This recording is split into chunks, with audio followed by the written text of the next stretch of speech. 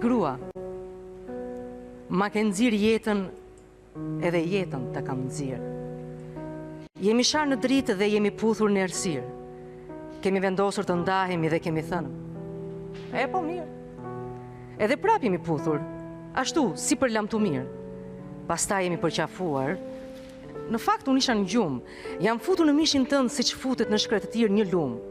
Jemi sëmurur dhe fshehur as jemi lutur qiellit, na është hëlluar shpirti nga frika si fia e perit.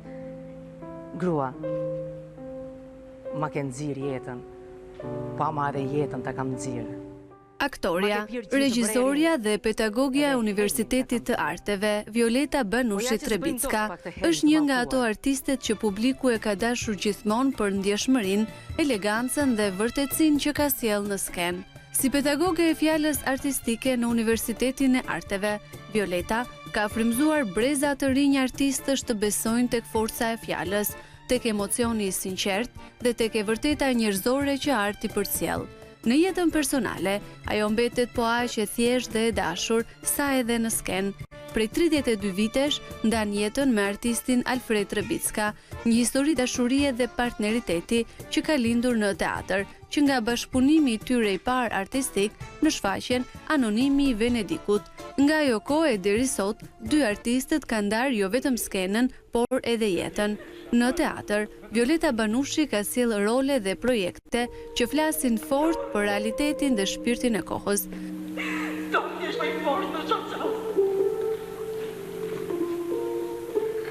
Nga loj martese te Testamenti i ri, ku ishte njëkohësisht regjizore dhe aktore, ndërsa me shfaqjen Linda solli në skenë portretin e një gruaje moderne, të fortë dhe të ndjeshme njëkohësisht. Këtë herë, Violeta Banushi Trebicka vjen në studion e Çastit Duhur për të rrëfyer më shumë mbi jetën dhe karrierën e saj artistike, pasionet që e frymëzojnë, si dhe premierën më të re teatrore të shfaqjes Si ne të dy, që ngjitet premier në datat 18-19 maj në Teatrin Kombëtar Art Turbina dhe në datat 22 dhe 23 maj në Teatrin Bylis në Fier.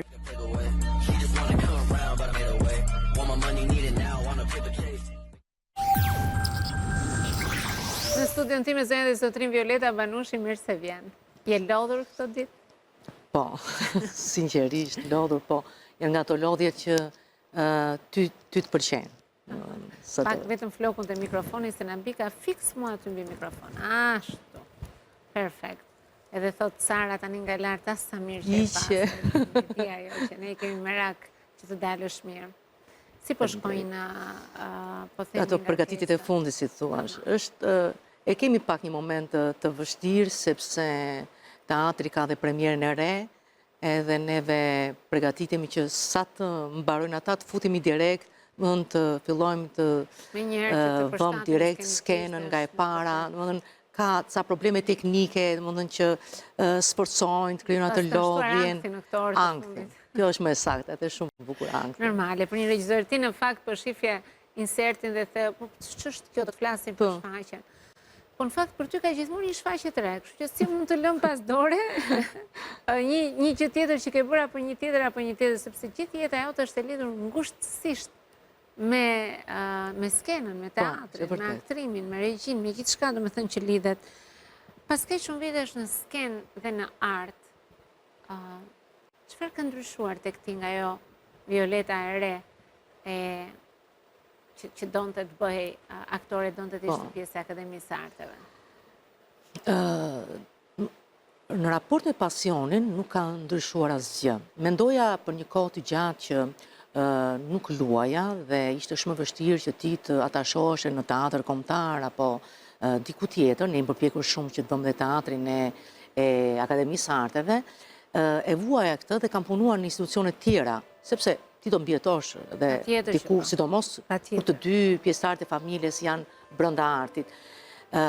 Dhe ndonjëherë mendoja her pas here, thoja që nëse nuk do të kisha Fredin, do ta kisha këtë ushqim të vazhdueshëm që mos tiqja dorë, sepse ai ma ka dhënë gjithmonë besimin. Është i vetmi njeri që edhe kur unë kisha dilemat e mia nga shqetësimi që dyert kanë qenë gjithmonë të mbyllura, ai sa herë ne kemi goxha shfaqje bashkë, të dy, Fredi si regjisor në atë kohë, ai ka pasur gjithmonë besim tek unë, se mua her pas here edhe më hikte besimi te vetja, me thënë drejtën. Plus i kam qenë shumë e kompleksuar në një farë mënyre, ose më bën të kompleksohem nga e folura, që unë kam 3 gërma përkëdhelse, për cilën, domethënë, sot përdoret termi bulizuar, ne nuk e përdorim atë kohë, por që domethënë gjithmonë ma kam përgojuar, bulizuar, si të duash, dhe realisht, kjo është e vërteta ime, një kohë më bësh shumë kompleks. Kështu që këto më krijonin këtë shqetësimin, por asnjëherë pasioni. Unë kam punuar në institucione që është kënaqësi për mua që kam qenë në kryeministri, ministri informacioni, background që më kanë bërë, më kanë rritur, kam pasur kontakt shumë me mediat në atë kohë, më mësova që nga momenti që është lajmi, më ka bërë shumë mirë, më ka rritur realisht, më ka rritur goxha, dhe kur vjen fundi, kur nuk doja të hiqa dorë nga profesioni. Pasioni do e thoja që nuk ka ikur asnjëherë. Dhe sigurisht kjo e tregon edhe me jetën, se fjalët janë imerera, momentin kur ti nuk e demonstron me... Është shumë e rëndësishme njeriu që zgjedh në jetë, i cili mund të të ndihmoj, ose mund mos të të ndihmoj në atë që është dhe lufta që ti ke me vetën. Patjetër. Rrugtimi gjatë kam përshtypjen, shumë shfaqje, shumë dilema, sigurisht ulje ngritje, unë me Fredin fola këtu, ishte vetëm para pak ditësh ati dhe është fjalën e ta shiko. Këtë mundësi që ti nuk pate ta japësh për shfaqjen, do të japim Violetës, sepse meriton kjo shfaqje. Mirë po, në të gjitha këto përplasje që jeta t'jep dhe në këtë tranzicion të gjatë që ka pasur Shqipëria për gjatë pas viteve 90, që janë vitet që juve ju zënë fillimet e shkollës, e më pas skena, teatri. Sigurisht momentet që edhe mund të dorëzohesh dhe thua, por tash me të vërtet, pas kam zgjedhur një punë të vështirë. Kanë qenë? Ka një gjë. Sa herë që ti bën një projekt të ri, aktore apo regjizore, sidomos kur vjen finalja që ti do dalësh para publikut, betohem që në një 2 kilogram gjak t'ikin, dhe ti thua, po unë gjithdua më që nga përgjegjësia që ke para publiku. Publiku është një përgjegjësi e madhe. Dhe teatri është një skenë që tregon edhe cilësitë kush je. Është shumë sfidant. Është privilegj për aktorin të luajë teatr, është privilegj për publikun ta shohë gjallë aktorin. Kjo angth qëndron, por nuk ka lidhje me atë dorëzimin. Le shkojmë pak tek projekti jot më i fundit regjizorial, Si ne të dy. Se zgjodhe pikërisht këtë projekt? Para 15 vjetëve ne realisht e kemi vënë. Unë më ka provokuar shumë tema në cilën trajton autori. Si ne të dy është bazuar tek Lojë martese e Eduardo. Një marrëdhënie në çift. Është marrëdhënia në çift, një marrëdhënie 30 vjeçare, që ka aspiracionet e veta, problemet e veta, ka konsumin e vetë pa diskutueshëm, pasioni nuk mbetet gjithë jetën, përgjegjësitë janë shumë të mëdha, dikush i merr më shumë, dikush më pak, krijon probleme dhe mund krijojnë betejë të forta, tërmete të forta që edhe mund ta shkatrojnë ose mund ta forcojnë të ndërtojnë një marrëdhënie. Pra ndryshon marrëdhënia me kalimin e viteve. Dhe kjo më provokoi shumë sepse në kohën kur edhe unë kisha një jetëgjatësi me Fredin në martesë, dhe sigurisht që nuk ka, sepse po them nga pjesa publikut, kanë qenë nga 6 vjet, ne kemi 6 vjet dhe e shohim veten totalisht në dramë. Ne kishim goxha vite dhe më pëlqente fakti që sa bukur autori, le që ka bërë një transplant, se kush është mashkull në vetë dhe femra. Dhe më pëlqen sepse e shoh, do të thuash, nisesh nga vetja jote. Jo çdo gjë që të ndodh ty, por në parim ne shohim të meshkuj që, sepse japin të drejtë vetes, që kur duan ata të largohen, kur duan ata të jetë i pranueshëm, të marrin për të mirë qenë, më thënë, janë tema që unë i kam prekur gjithmonë në veprat e mia, prandaj thashë më parë pse s'm ka ardhur te Linda. Por kurse në këtë rastin konkret te kjo është konsumi. Konsumi është si për ty që je. burr është edhe për femrën. Patjetër. Dhe kur ai vjen, se drama fillon me një ngjarje po të lë, dhe Gjilian, rastin konkret Liza Giovanni, që nuk di si ta falenderoj për dy aktorët që realisht i kam t'jashtëzakonshëm, jo pse e them unë, ata janë të padiskutueshëm. Se do doja në një temë tjetër të flisja për këtë kategori aktorësh që përpos talentit kanë një disiplinë, kanë një përgjegjësi, nuk di domethënë ta lehtësojnë punën. Dhe ajo e ka përdin këtë moment dhe i tregon nëpërmjet një, në thojza nuk është ditar, ajo quan ka stile kronik klinike, për t'i thënë që, më falë, ajo që të ndodh ty, mua ka vite që më ka ndodhur. E tregon pjesë pas pjesë. A beson që sot, në fakt, nga gjithë të diskutime që po bëjmë, që martesa po sfidohet shumë më tepër se sa dikur? Se për mund e ka çifte që kanë nga 6 vjetë, për mund të kanë dhe 6 muaj dhe përballen fiks edhe përballen me të njëjtat probleme. Unë do thoja që një martesë e gjatë, përpos momenteve të krijimit të identiteteve, në radhë parë, ti nëse nuk njeh veten, nuk ke se si të bësh dy. Ti duhet njohësh veten që të bësh dy. Rëndom na ndodh, dhe kjo nuk ka mosh, sepse ajo të njohit të vetes mbase nuk është as 20, mbase është edhe pak me vonesë. Pra e rëndësishme është ne nuk njohim veten, nuk mësuam të njohim veten. E para të njësh veten, ndërtohesh se identitet, pastaj të ndërtosh një dyshe, që autori e thot shumë bukur dhe mua më pëlqen ta them këtë gjë. Që një martesë e shëndetshme thot nuk është kur dy njerëz e kompensojnë njëri tjetrin, por kur dy njerëz e kompletojnë. Pra një martesë e shëndetshme është atëherë ku krijohen individ. Dhe prandaj ndodhin problemet, sepse nisen nga një gjë sporadike, domethënë ngatrohet pasioni momentit, që mund të jetë moment emocional i përkohshëm, apo ku di unë, apo të nevojave të ndryshme, sepse ne ngatrojmë në një pasioni, nevojën, i bëjmë lëmsh në ndjesitë tona. Njerëzore është ndërtuar e tillë, kam përshtypjen unë, dhe çdo marrëdhënie mendoj që është një kompromis. Nëse flasim për një martesë afatgjat, le ta lëmë njëna të mes një burri dhe një gruaje, po të shkoj tek martesa me profesionin. Në çfarë faze është martesa jote me profesionin në këto momente?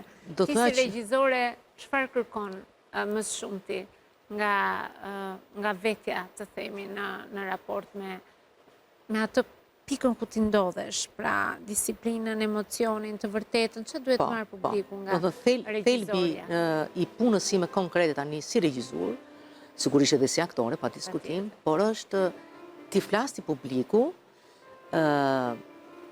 me zemrën në dorë, domethënë hapur troç për problemet. Pra ke luksun në këtë moshë dhe në këtë moment të formimit tënd ti flasësh. Kam përshtypjen që pjekuria edhe moshore, që përkthehet edhe në profesion, edhe pjekuria profesionale,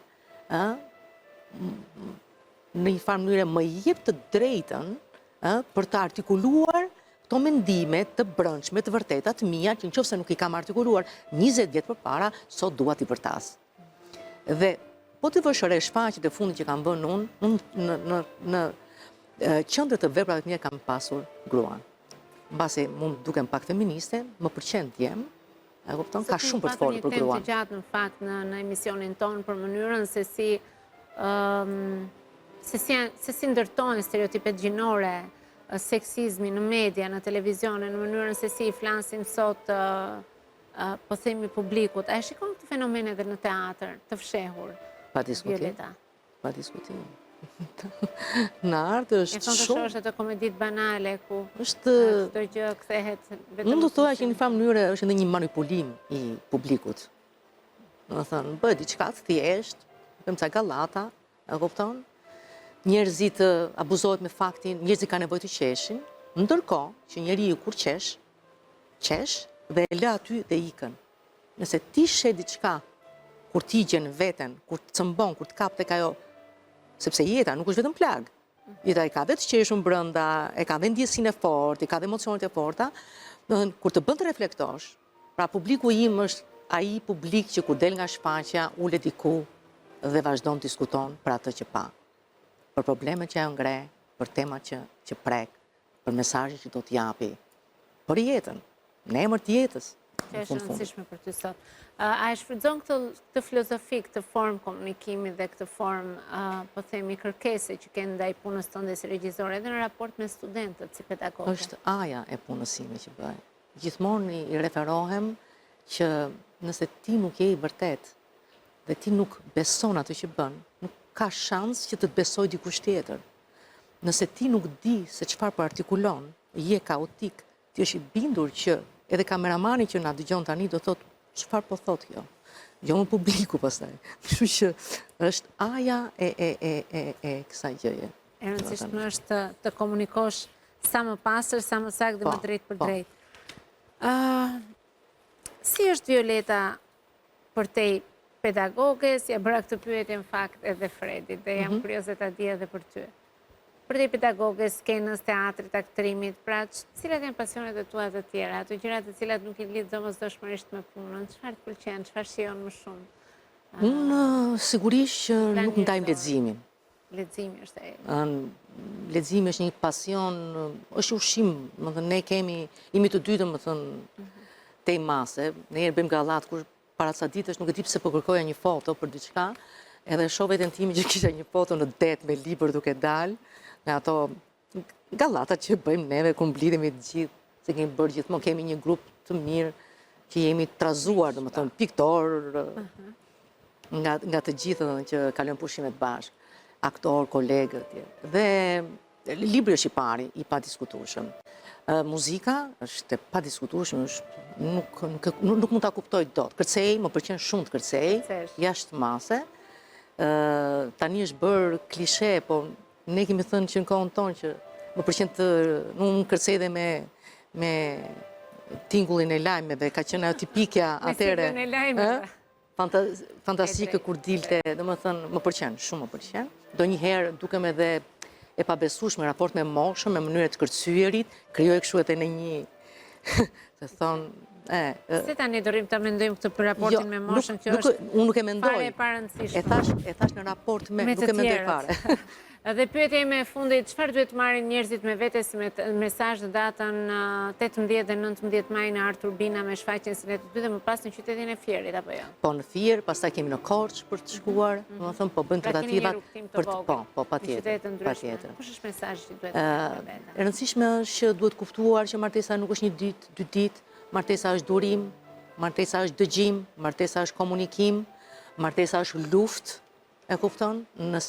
Nëse je gati, më thënë këtë betejën, ta vazhdoni bashkë, është betejë, nuk është kaq luks, është si vetjeta, momenti kur të vjen ai momenti bukur, shijohet deri në fund, dhe për të qenë jetë gjatë me dikë, sigurisht në raport me çka ti i pëlqen atij njeriu, në radhë parë, ti forco dhe i vetvetja, i dikushin vetvetet, që të operosh, të kesh mundësinë, më thënë të shikosh e dikë tjetër, ta shihni jetën të dy. Super. Faleminderit shumë që ishe me mua sot. Do të vite shoh shfaqjen se bën. Absolutisht më takon. Është e vërtet, në fakt, po ne kemi edhe një mori aktivitetesh pafund që vinë mbas ditë dhe detyrimisht për shkak të punës. Ju kuptoj. Po duhet jemi dhe mama pastaj, duhet kemi edhe më mirë kupton. Megjithatë shfaqja të jap fjalën publikisht që do vi ta shoh, se s'bën se jam shumë kurioze të di se çfarë ndodh pas 30 vjetësh. Po, është shumë e bukur. Okej. Do të vi me kënaqësi. Edhe mënyra se si vijnë gjërat, aty kur ti kupton se u zgjidh, kalon një tjetër, pastaj siç është vetjeta. Ktu qeshim, këtu bëjmë dashuri, këtu bëjmë, pastaj kalojmë tjetër në një sherr tjetër, gjë më e vogël, ta çonën amperin në një gjë që ty të ri brenda dhe shpërthen. Më duhet ta mbyll, më thon faleminderit që ishe me mua sot. Kënaqësi dhe për mua. Përfundojmë këtu me emisionin tonë Çasti i dur dhe për sot duke ju uruar të gjithëve një fundjavë sa më të bukur. Ne do takohemi sërish ditën e hënë në të njëjtën orë. Deri atëherë, bashkë mirupafshim.